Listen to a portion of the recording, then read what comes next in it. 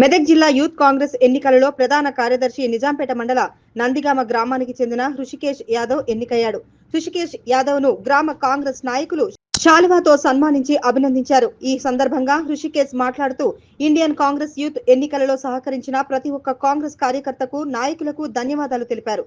రానున్న రోజుల్లో మెదక్ ఎమ్మెల్యే మైనంపల్లి రోహిత్రావు, మైనంపల్లి హనుమంతరావుల సహకారంతో యూత్ అందరినీ మమేకం చేసుకుని పార్టీ బలోపేతానికి కృషి చేస్తామని తెలిపారు. అనంతరం మిఠాయిలు పంచుకొని సంబరాలు జరుపుకున్నారు.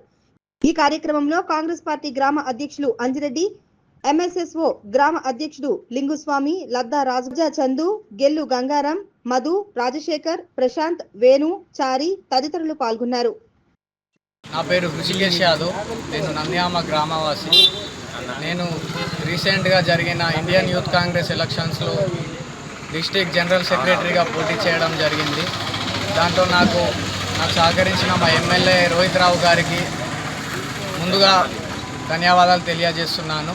అలాగే మా నిజాంపేట మండల ముఖ్య నాయకులు కానీ, నా నిజాంపేట మండల కార్యకర్తలు కానీ, నా అన్నలు, నా తమ్ముళ్ళు, మా అక్క చెల్లెలు అందరికీ నాకు ఓటేసి ఎన్నుకున్నందుకు అందరికీ పేరు పేరున ధన్యవాదాలు తెలియజేసుకుంటున్నాను. జై కాంగ్రెస్.